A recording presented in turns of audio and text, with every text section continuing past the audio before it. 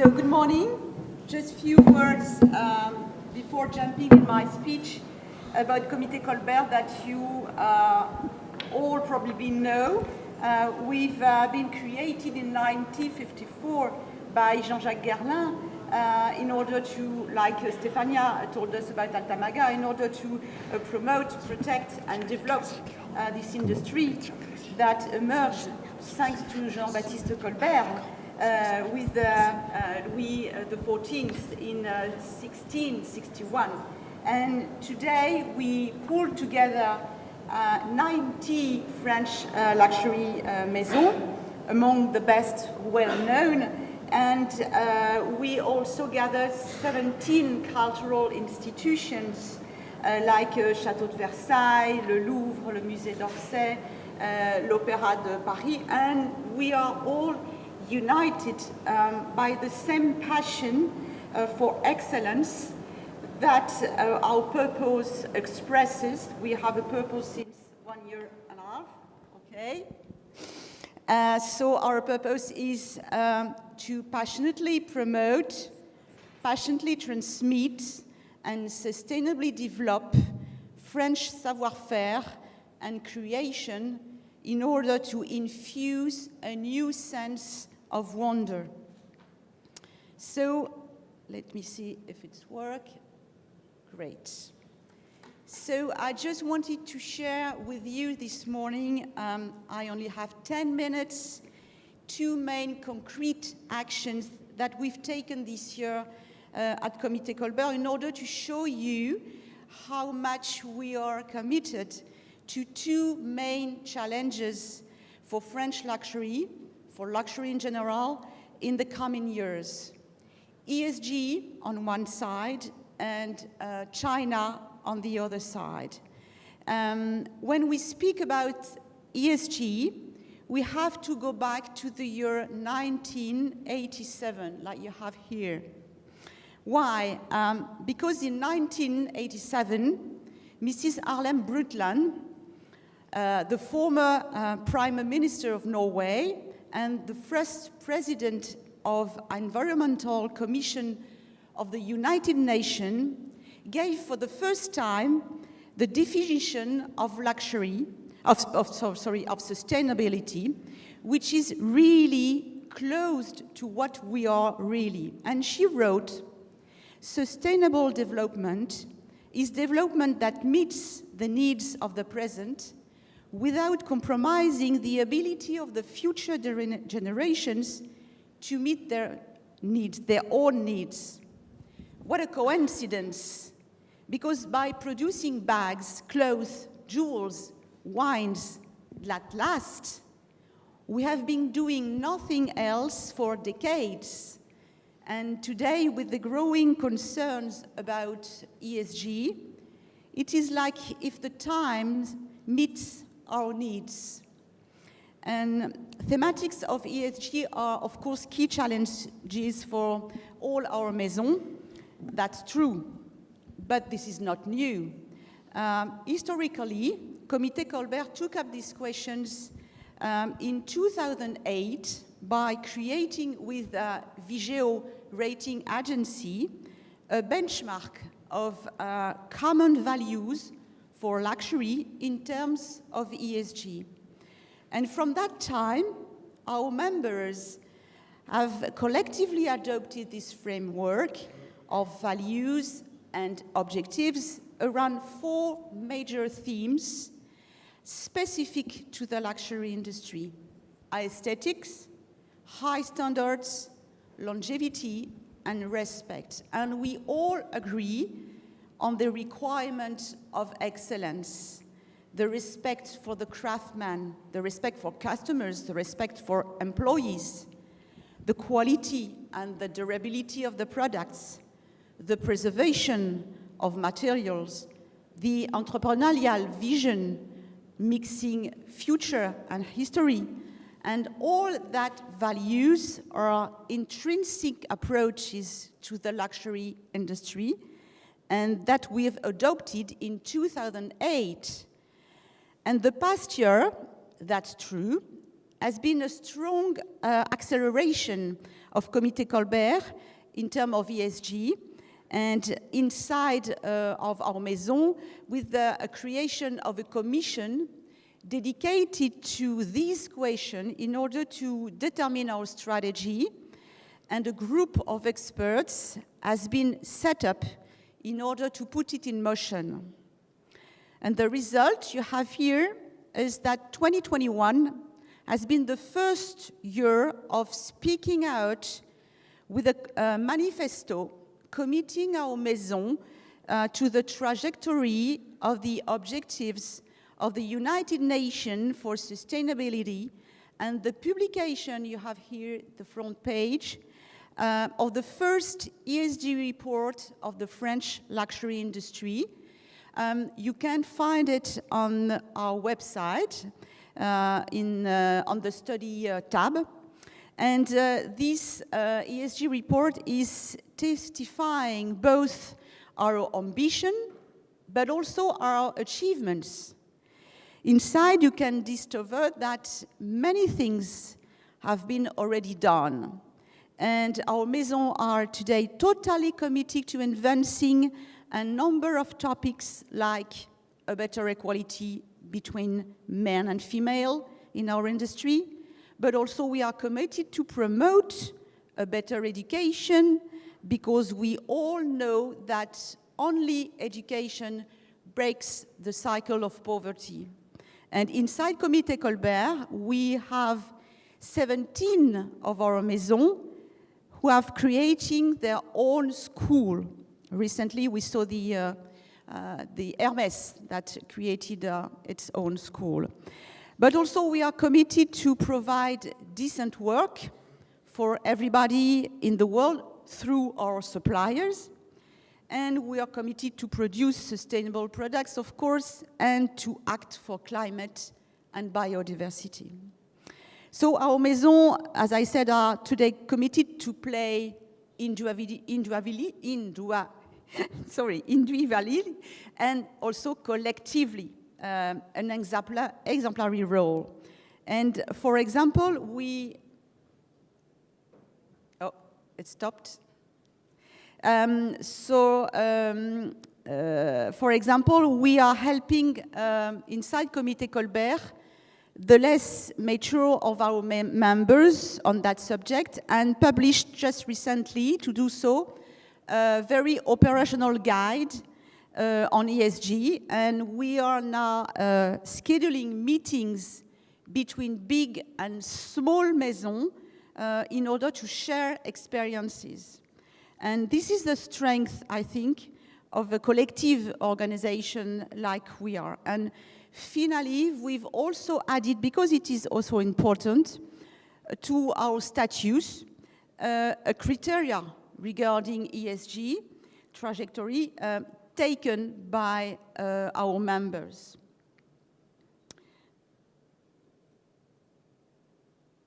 Next year, we are going to participate to the Université de la Terre at UNESCO in Paris that we partner with. And this event will gather in November 10,000 people from all over the world, offline and online, to speak about life at a time of great transitions.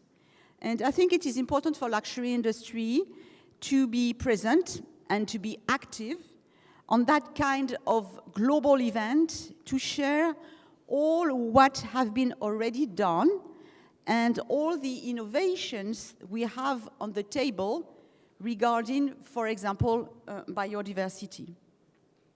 We are all convinced, I'm sure, this morning that ESG needs to be a systemic reboot, because it changes everything. Our way to source, our way to produce, our way to carry, our way to sell, and even the way we communicate. That means that ESG is becoming a very powerful driver for innovations in the coming years. In fashion, for example, with the research on alternatives to the leather and with the work on upcycling products. But in beauty too, with all the innovations about the refill products and the stop of plastic use. In wine and spirits too, with the huge work which have been done on new grapes varieties to withstand the vagaries of the weather. My conviction is that ESG is probably in the future the most stronger driver, more than digital, for innovation. My second subject this morning is China, because I would like also to stress what we did in China to keep open the window with this crucial market and customers deprived of foreign travels, probably until 2023.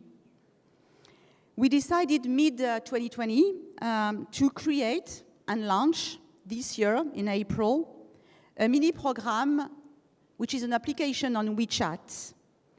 And we built a digital journey inside our maison, allowing the Chinese, especially, of course, the Gen Z that we wanted to reach, to learn more about the history of the French art de vivre. I don't know if the video normally, oh, no. Sorry.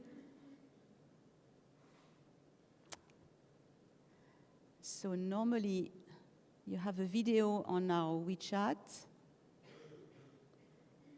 No. Can you make the video works, please? Okay, thank you. And history of our maison is what the Chinese dream about when thinking about French luxury. The long history of our maison, rooted in a tradition they love. So to create this mini program, we worked, of course, with a Chinese communication and digital agency, but to catch all the Chinese code of communication, we work also with Chinese designers to create all the drawings that you can see on these videos. And the Minigo program gives the choice to the visitor of different journeys with different thematics, mixing our brands in collective and individual experiences. And it also contains games, stories, videos, many pictures, many quizzes.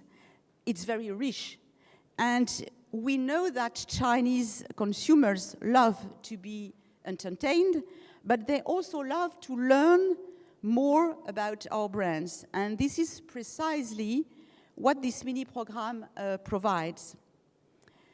So 6 months later, you have here the results. We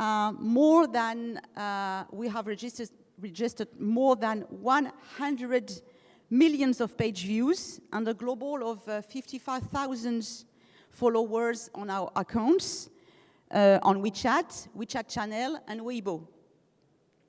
And we think this is a success because we started from scratch last year, in September 2020, and nobody knew Comité Colbert before April.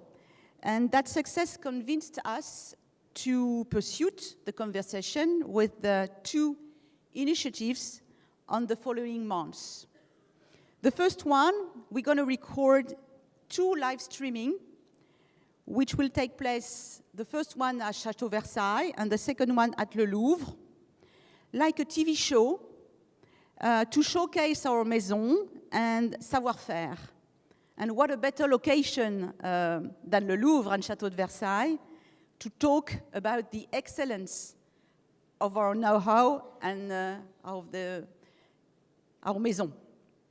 And we also going to start a conversation with the Chinese students of high school and universities in China with a webinar about French savoir-faire and job opportunities for those who plan to work in our maison in the coming years.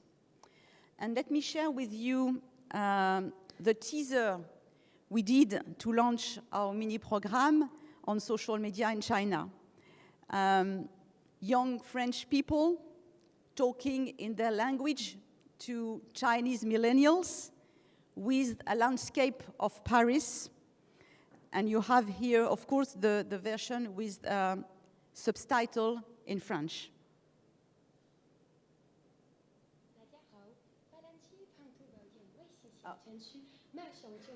With the sound would be better. 大家好，法兰西胖兔宝典微信小程序马上就要上线了。今天我要和我的朋友Charlie一起拍摄我们的预告片。J'espère qu'il n'a pas oublié. Chanel, Louis Vuitton, Dior, Hermès, Boucheron. 你一定知道这些大牌的名字，但你知道他们的历史吗？还有他们的秘密。以中国文化为灵感线索，让我们一起来了解法国精品品牌和出名文化机构的幕后故事吧。Tu vois que je n'ai pas oublié. Elles sont très jolies, merci beaucoup. 加油，我们一起探索，和我们一起玩耍吧。您还有可能获得法国顶级精品设计的专属体验。欢迎大家订阅并关注我们的微博和微信账号 Comité Colbert. Ça fait des progrès en chinois. Abonnez-vous.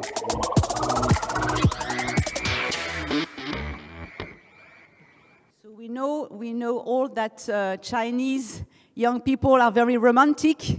So we send to them love, Paris, monuments, and so on. And it worked. Let me also take the opportunity of this morning to make a small teaser about a survey we're going to publish next week on October 19th with the French survey company IFOP about the image of French luxury in a post-pandemic world on our three main markets, United States, China, and France. And what we've learned, and these are the only two figures among many others that I can share with you this morning. You will have to be patient. We've learned that France is today for the country that best embodies luxury for American and Chinese consumer.